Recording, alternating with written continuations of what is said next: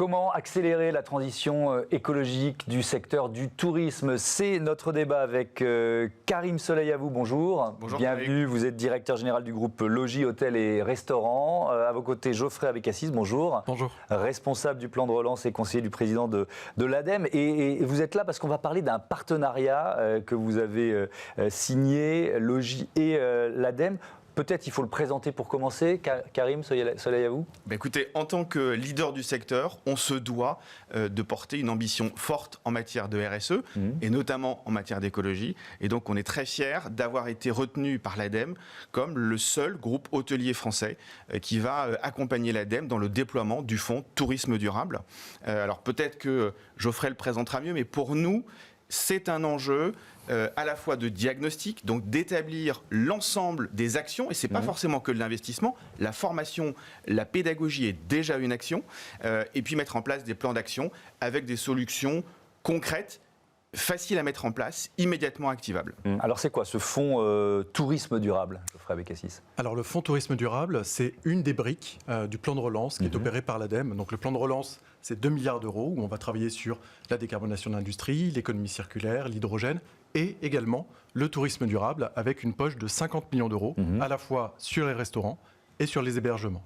Donc les 2 milliards, pour bien comprendre, les 2 milliards, c'est ceux dont l'ADEME a la responsabilité. C'est ça qui va choisir de flécher. Alors, on peut se dire 50 millions d'euros sur 2 milliards, c'est pas beaucoup pour le tourisme. Tout à fait. Alors, c'est peu et en même temps, c'est déjà une première étape. Oui. L'objectif, nous, de la mise en place de ce fonds, c'est vraiment d'enclencher une dynamique. D'accord. Donc c'est pour ça qu'on va passer à travers des partenariats. Donc ça peut être, alors c'est effectivement le seul groupe hôtelier Logis Hôtel. On va passer également par des institutions, on va dire plus publiques, comme les syndicats d'initiative ou les offices de tourisme. On va passer des partenariats avec ces acteurs-là, qui eux-mêmes, une fois ces partenariats finalisés, vont aller faire des diagnostics chez les hôteliers, chez les restaurateurs, et les diagnostics en main des hôteliers restaurateurs vont revenir à l'ADEME et bénéficier de financements concrets pour des investissements.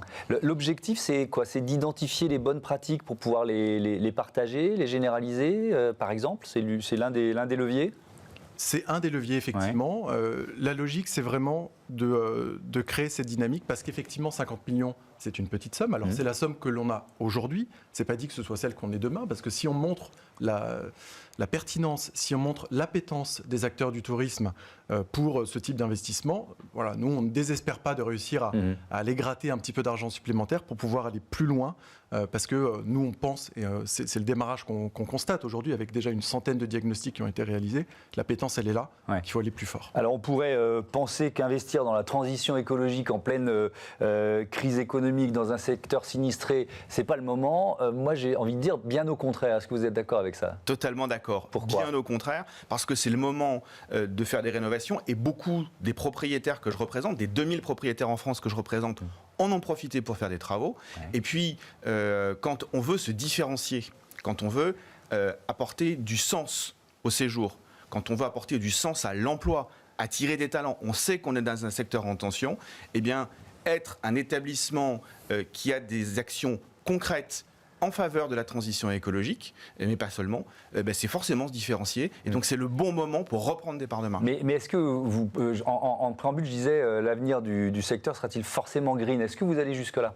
Oui, il le sera. Il l'est déjà. Les circuits courts, les acteurs locaux, le développement du territoire. On pourrait parler du slow tourisme aujourd'hui. Oui, mais enfin, il y a aussi les bateaux géants qui rentraient dans Venise. Il y a aussi tout ça. C'est aussi ça le tourisme. Hein. Aussi, mais c'est pas celui que nous on représente.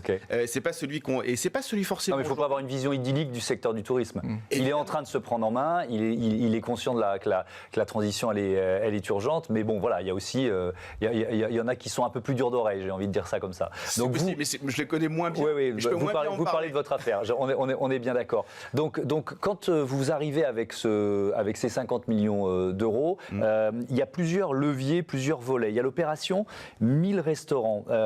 C'est quoi et qui est concerné?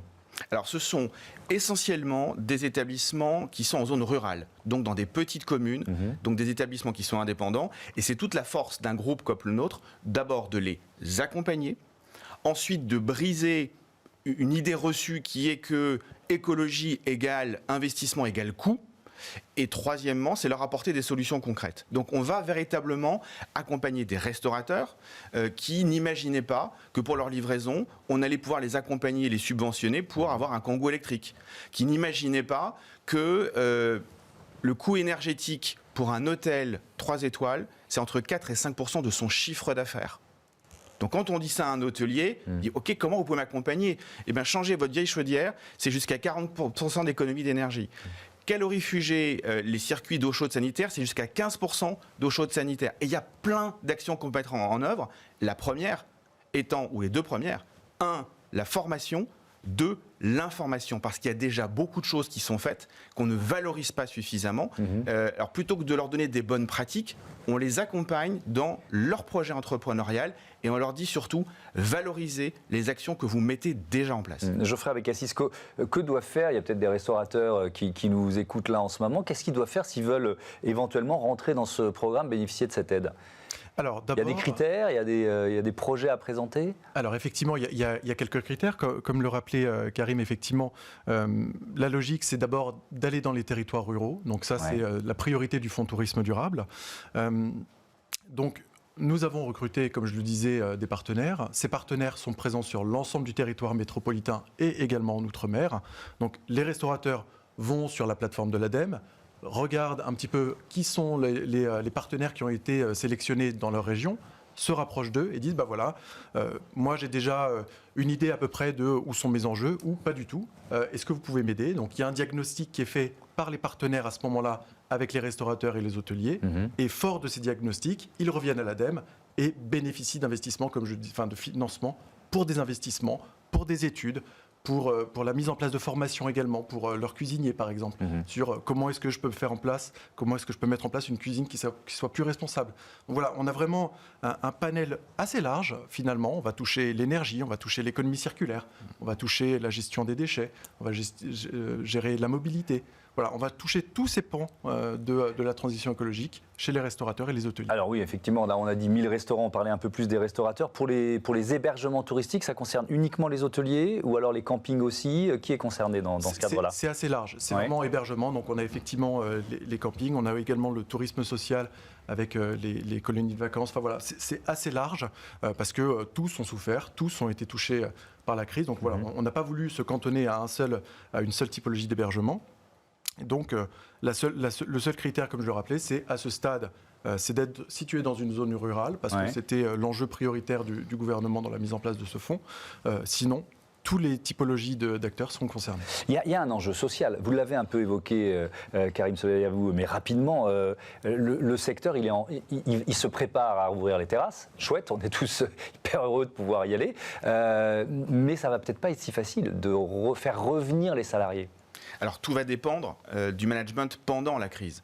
Quand on a des managers, des chefs d'entreprise qui sont restés au contact de leurs équipes, qui les ont fait venir souvent par roulement, qui les ont formés, qui les ont accompagnés, eux peuvent compter sur des équipes à la fois motivées et prêtes à les accompagner dans la relance.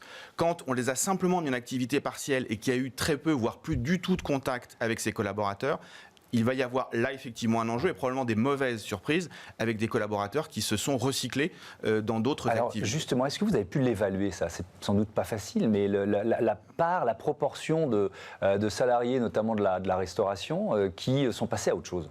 Alors c'est très difficile à évaluer parce qu'on ne le sait pas encore. Les établissements n'ont pas encore réouvert, donc on n'a pas forcément, les propriétaires n'ont pas forcément repris contact avec leurs équipes, en tous les cas tous. Donc c'est très difficile à évaluer, mais on sait que ça va exister. Et là, encore une fois, les enjeux écologiques, RSE, responsabilité sociale et environnementale, seront majeurs pour la relance et puis pour la croissance, parce qu'on sait qu'on va avoir sur 2021, 2022, 2023 de très belles années. Dernier thème, le slow tourisme. Vous avez employé cette expression tout à l'heure, on en parle souvent dans Smart Impact. Vous nous rappelez de quoi il s'agit? Donc, le slow tourisme, c'est une approche, on va dire, expérientielle, locale du tourisme. C'est un peu la logique de l'agritourismo en Toscane, quelque part. Voilà, je vais dans un endroit, je vais y dormir, je vais y manger, je vais aller rencontrer des producteurs locaux, je vais aller faire une dégustation dans une cave à vin qui est locale également. Voilà. C'est vraiment une approche locale, simple et voilà, dans un rayon assez limité en termes de kilomètres. Et c'est une des actions du Fonds Tourisme Durable. Donc, comme on le disait, il y a le volet restaurant, le volet hébergement, et on a une petite poche. Alors effectivement, ça n'est que 2 millions d'euros à ce stade sur le volet slow tourisme, mais c'était important pour nous de comprendre quelles sont les dynamiques locales aussi qui peuvent se mettre en place sur cette approche de slow tourisme. Avec des aides pour des activités déjà existantes, ou alors quelqu'un qui se dit je veux créer une activité de slow tourisme pourrait bénéficier des aides de l'ADEME dans ce cadre-là. On a vraiment les deux. C'est vraiment à la fois capitaliser sur l'existant, quelqu'un qui a commencé à mettre en place, aller plus loin. Et puis, un acteur, par exemple, on a peut-être des parcs nationaux qui se disent moi, je peux avoir une approche de slow tourisme, je peux fédérer sur mon territoire. Et donc, ces acteurs-là, on va les accompagner sur voilà, je veux monter une nouvelle structure pour mettre en place du tourisme durable et du slow tourisme sur ma région. Ça existe déjà au sein de votre groupe, le slow tourisme ? Bien sûr, je vous donne un très bel exemple. Ce sont tous les chefs qui, sur la carte, mentionnent la provenance des légumes, du miel, du fromage, du vin, et invitent leurs clients à aller à la rencontre des producteurs locaux. C'est déjà le début du slow tourisme. Puis une traduction très concrète, la région Auvergne-Rhône-Alpes sur l'été 2021, c'est la première destination qui est réservée aujourd'hui, qui est en tête. Et donc, on voit bien que dans Rhône-Alpes, il y a un peu de montagne l'été, mais il y a aussi Auvergne. Il y a plein de départements qui sont incroyables à visiter et sur lesquels, effectivement, la visite d'un apiculteur, la visite d'un maraîcher, la visite d'un fromager, eh bien, c'est ce que recherchent aujourd'hui les clients en se baladant en vélo électrique ou mécanique. Merci à tous les deux, merci d'avoir participé à ce débat. Allez, tout de suite, c'est Smart Ideas, on chausse nos baskets responsables.